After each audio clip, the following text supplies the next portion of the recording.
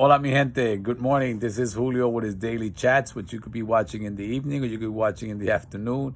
But today, I just wanted to share a New York Times article that came out this morning about the hardest hit areas in the city.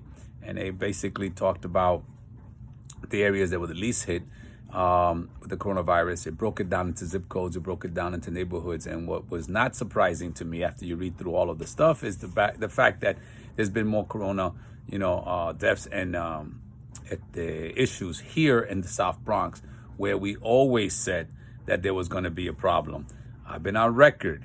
Check out my Facebook page. Look at the press releases that I was sending out long ago, month and a half, almost 2 months ago, where I was saying the fact is that as long as you didn't pay attention to the South Bronx, that you kept on putting attention on Elmhurst, you kept putting attention on Brooklyn, you kept putting attention in areas of Manhattan, and then numbers began to switch, right?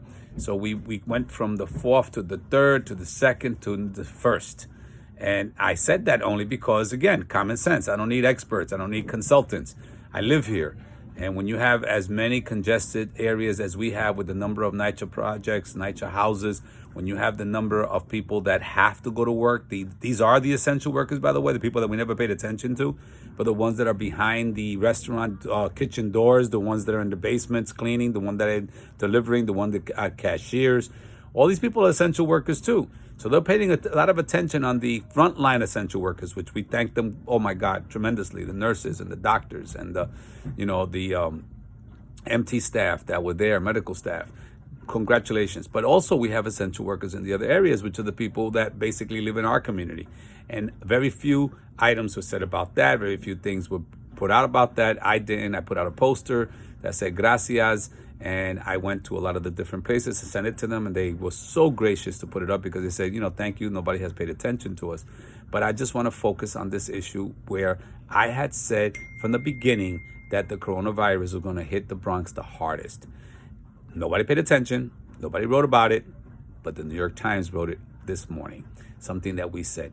And all I want to say is that we are on the front line of what's going on with most of the issues, from economic development to education, through criminal justice reform. So we might not be in the forums. We might not be able to send you stuff on the mail because we don't have those resources.